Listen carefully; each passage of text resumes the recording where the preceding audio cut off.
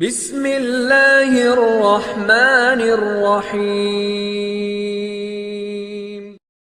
حضرت ذوالقرنین رضی اللہ تعالیٰ عنہ، اللہ تعالیٰ نے انہیں زمین میں اقتدار دیا تھا۔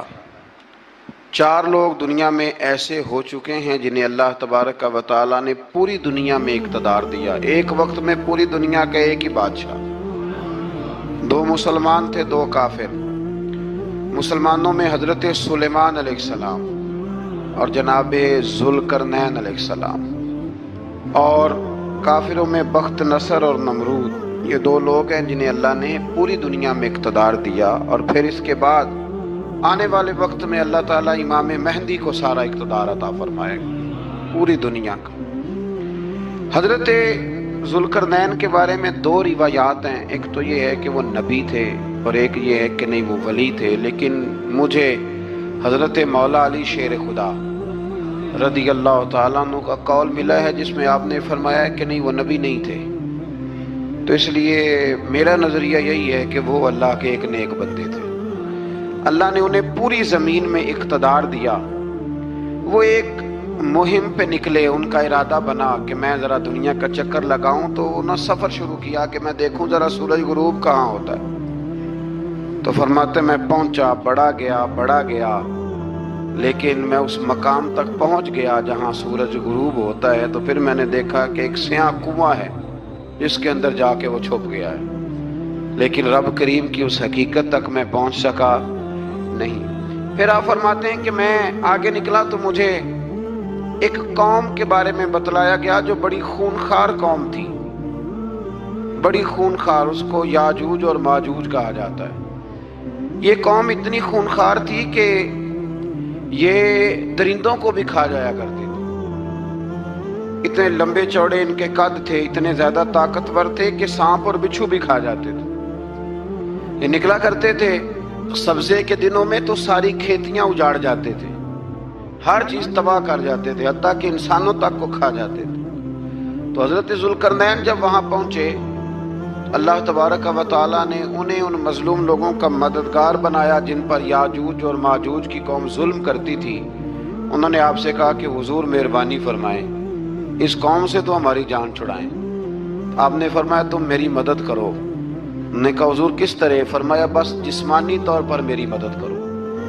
تو آپ نے پھر وہاں ایک دیوار بنائی، ایک دیوار لوہا کاٹ کر، سیسا پگھلا کر، پتھر ڈال کر ایک بڑی موٹی تازی دیوار بنائی، اور اتنی اونچی بنائی، اور پھر اس کے چاروں جانب آگ جلائی تاکہ وہ لوہا اس طرح پگھل جائے کہ وہ دیواروں کے ساتھ چپک جائے، تاکہ کوئی آدمی پیر رکھنا چاہے تو پیر رکھ کے اس پہ چڑھ نہ سکے۔ آپ نے وہ دیوار بنائی۔ اب اس قوم کا حال یہ ہوا کہ وہ اس کے اندر قید ہیں، وہ صبح جب اٹھتے ہیں تو اس کو توڑنا شروع کرتے ہیں، توڑتے رہتے ہیں، تو جب شام ہوتی ہے تو ان میں سے ہر روز ایک شخص کہتا ہے اتنی رہنے دو، باقی کل کریں گے۔ لیکن جب وہ سویرے اٹھتے ہیں تو اللہ تعالیٰ اس دیوار کو پھر سے مضبوط فرما دیتا ہے۔ نبی کریم علیہ السلام نے فرمایا قرب قیامت میں ایک وقت آئے گا، قیامت کے قریب جا کے ایک ٹائم ایسا آئے گا کہ اس مخلوق میں سے ہی ایک شخص پکارے گا اور پکار کے کہے گا کہ اب سو جاؤ انشاءاللہ۔ اللہ ان کی زبان پہ جاری کہے گا اب سو جاؤ اور سویرے انشاءاللہ یہیں سے شروع کریں گے۔ تو فرمایا وہ چونکہ انشاءاللہ کہیں گے تو پھر اللہ تبارک و تعالی اگلے دن اس دیوار کو وہیں پہ رکھے گا جہاں رات کو انہوں نے اسے چھوڑا تھا۔ اگلے دن وہ توڑیں گے تو دیوار ساری ٹوٹ جائے گی، اور پھر اللہ تبارک و تعالیٰ کا فضل ہوگا تو مسلمان کی طرف وہ بڑھیں گے، وہ قتل و غارت کریں گے، پھر سے وہی درندگی کریں گے، تو پھر حضرت عیسیٰ علیہ السلام ان کے لیے دعا کریں گے۔ تو دعا کا یہ حال ہوگا کہ ان کے وجود پر کچھ ایسی چیزیں برآمد ہوں گی جن کی وجہ سے وہ مر جائیں گے، ختم کر دیے جائیں گے، قیامت کے قریب جا کے وہ دوبارہ آئیں گے۔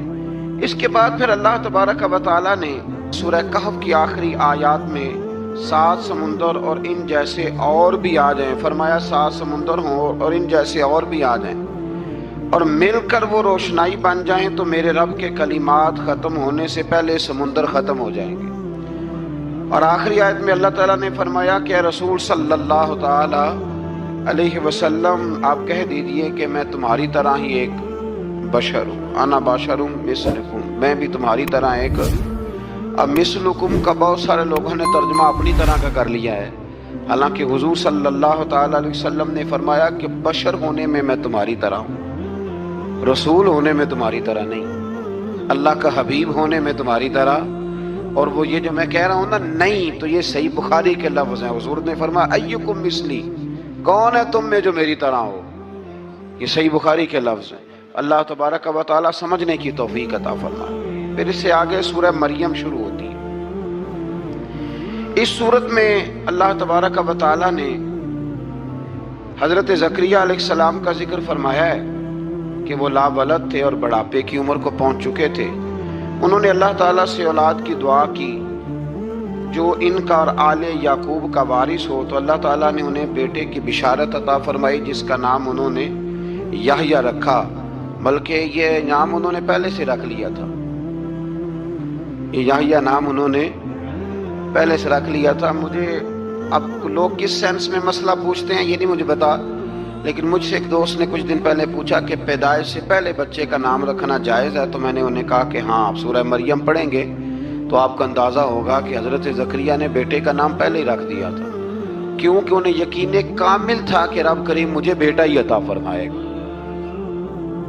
تو حضرت یحییٰ علیہ السلام کو اللہ تعالیٰ نے بچپن میں ہی نبوت عطا کی اور کتاب دی۔ ان کے اوصاف یہ بیان کیے کہ وہ پاکیزہ اور متقی تھے، ماں باپ کے ساتھ نیکی کرنے والے تھے اور سرکش نہیں تھے۔ ان پر سلام ہو جب وہ پیدا ہوئے، اور ان پر سلام ہو جب ان کی وفات ہوئی، اور قیامت کے دن جب انہیں اٹھایا جائے گا۔ اس سے معلوم ہوا کہ نبی کریم علیہ السلام پر یا کسی بھی نبی پر سلام بھیجنا اور اس دن پر سلام بھیجنا جس دن اللہ تعالیٰ نے انہیں پیدا فرمایا ہے، یہ قرآن مجید سے ثابت ہے۔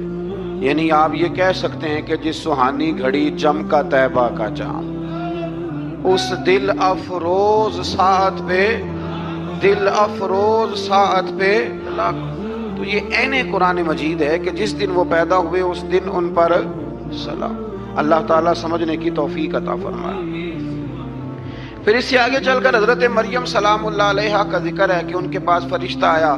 ہم تیسرے پارے میں بھی ان کا ذکر پڑھ رہے، پھر ایک آدھ اور جگہ پہ بھی اشارتاً کنایتاً ان کا تذکر آیا کہ ان کے پاس فرشتہ انسانی شکل میں آیا، اور فرشتے نے آ کے کہا کہ میں آپ کو بیٹے کی بشارت دینے آیا ہوں۔ کہنے لگی میرے پاس کیسے بیٹا آئے گا، مجھے تو کسی مرد نے چھوا ہی نہیں۔ تو فرمایا رب ایسے ہی کرتا ہے جب وہ کسی کام کا ارادہ فرما لیتا ہے۔ تو حضرت مریم کے ہاں اللہ تبارک و تعالیٰ نے حضرت عیسیٰ علیہ السلام کی ولادت فرمائی۔ حضرت عیسیٰ بغیر باپ کے پیدا ہوئے، اور حضرت آدم علیہ السلام غیر ماں باپ کے پیدا ہوئے، تو یہ اللہ کی قدرت کی نشانی ہے۔ اب حضرت عیسیٰ علیہ السلام کی جب ولادت ہوئی تو یہ آپ کا معجزہ اور حضرت مریم کی کرامت سامنے آئی کہ آپ ایک خشک کھجور کے نیچے بیٹھی تو اللہ تعالیٰ نے اسے سرسبز و شاداب کر دیا، اور آپ اس کو ہلاتی تھی تو وہ کھجوریں گرتی تھی۔ بڑی پریشان تھی آپ کے قوم کے سامنے کیا منہ لے کے جاؤں گی، لوگ کیا کہیں گے۔ لوگوں کے لیے الزام لگانا، پروپیگنڈا کرنا تو بڑا ہی آسان کام ہے۔ دو ہی تو کام دنیا میں آسان ہے، ایک بدگمانی کرنا اور ایک غیبت کرنا، اور اتنا مزیدار کام ہے کہ آپ ساری دیہڑی کرائیں۔ کوئی بندہ تھکنے کو تیار ہے، معاذ اللہ ثم معاذ اللہ، سارا دن۔ اور اگر آپ کہیں کہ اللہ کا ذکر کرو، تسبیح لے لو، صرف 500 دفعہ درود شریف پڑھ لو، تو پھر کیا بنے گا؟ کام یاد آ جائے گا، بہت سارے لوگ نکل لیں گے۔ کبھی کبھی کچھ چیزیں بڑی یاد رہ جاتی ہیں۔ ایک شاعر نے ایک شعر کہا تھا، میری تھوڑی سی شعری ذوق ہے تو مجھے دلچسپی ہے، رہ جاتی ہیں کچھ باتیں ذہن میں۔ ایک دفعہ ہمارے ایک دوست کے بارے میں کچھ پراپیگنڈا ہونے لگا، تو میں نے انہیں ایک شعر لکھ کے بھیجا، مجھے یاد تھا۔ میں نے ایک شعر لکھا، کسی شاعر نے کہا تھا کہ مخلوق تو فنکار ہے اس درجہ کے پل بھر میں، سنگے در کعبہ سے بھی اصنام تراشے۔ کعبے کے اندر سے مٹی لے کے لوگ بت بنا لیتے ہیں اور اللہ کا شریک بناتے ہیں۔ تو کہنے لگا شاعر کہ مخلوق تو فنکار ہے اس درجہ کے پل بھر میں، سنگے در کعبہ سے بھی اصنام تراشے۔ تم کون ہو، کیا چیز ہے داغ کبابی، لوگوں نے تو مریم پہ بھی الزام تراشے۔ لوگ تو منٹ لگاتے ہیں، وہ جو رہی مسجد میں، پلی مسجد میں، لوگوں نے الزام لگانے کا وقت آیا تو الزام لگا دیا، سید عائشہ صدیقہ پہ لگا دیا، صدیق کی بیٹی اور صدیقہ۔ آپ سوچ سکتے ہیں کہ لوگ کہاں تک جاتے ہیں اور باتیں کہاں تک پہنچتی ہیں۔ تو یہ میرے رب کریم کا فضل اور کرم ہے کہ جناب مریم کی برات کا اعلان بھی قرآن نے کیا اور حضرت عائشہ صدیقہ کی برات کا اعلان بھی قرآن پاک نے فرمایا، یہ بھی قرآن مجید نے فرمایا ہے۔ اور کل پرسوں بھی بات ہو رہی تھی حضرت یوسف علیہ السلام کی، تو الزام تو لگتے رہتے ہیں۔ تو میں نے اس دن بھی سوال کیا تھا، پھر دہراتا ہوں کہ غلطی کیا تھی حضرت یوسف کی؟ کبھی کنواں اندھیرا، کبھی بھائیوں کے تھپڑ، کبھی مصر کا بازار، اور ذرا سوچو تو صحیح جب بولیاں لگتی ہیں انسان کی تو کیا حال ہوتا ہے۔ اور پھر ذرا یہ بھی تو دیکھو نا کہ جب زلیخا نے الزام لگایا تو پھر کیا حال ہے، اور پھر 12 سال کی جیل پر رب فرماتے ہیں شان میں نے یوسف کو ہی عطا فرمائی۔ تو حضرت مریم سلام اللہ علیہا جب وہ بیٹا لے کے گئی ان کے پاس تو انہوں نے کہا یہ کہاں سے آ گیا؟ آپ فرمانے لگی میں نے تو چپ کر روزہ رکھا ہوا ہے، اسی سے پوچھ لو یہ کہاں سے آیا ہے، یہی بتائے گا۔ پنگوڑے میں تھے حضرت عیسیٰ علیہ السلام، پنگوڑے میں، تو قرآن مجید کہتا ہے کہنے لگے قال انی عبد اللہ، حضرت عیسیٰ بولے اور بول کے کہنے لگے میں اللہ کا بندہ ہوں، اور آتانی الکتاب، خالی نہیں آیا، کتاب ساتھ لے کے آیا ہوں، وجعلنی نبیا، اور اس نے مجھے نبی بنا کے بھیجا ہے۔ تو حضرت عیسیٰ علیہ السلام پنگوڑے میں ہیں تو کلام فرما رہے ہیں، اپنے نبی ہونے کا اعلان فرما رہے ہیں۔ اب اس بندے کے قریب جا کے اس سے سوال کرنے کو دل نہیں کرتا جو نبی پاک کے بارے میں کہتا ہے 40 سال کے بعد نبی بنے۔ یہاں پنگوڑے میں حضرت عیسیٰ کلام کریں، پنگوڑے میں، اور وہ پنگوڑے میں کہے میں نبی ہوں، اور تو اپنے رسول کے بارے میں یہ کہے کہ بکریاں چرا رہے تھے تو معاذ اللہ انہیں پتہ ہی نہیں تھا کہ میں نبی بن جاؤں گا۔ ایسی کوئی بات نہیں۔ اعلیٰ حضرت فرماتے ہیں اللہ اللہ وہ بچپنے کی پھبن، یعنی بچپن میں بھی رنگ ڈھنگ نرالے تھے میرے رسول کے۔ اللہ اللہ وہ بچپنے کی پھبن، اس خدا بھاتی صورت پہ لاکھوں سلام۔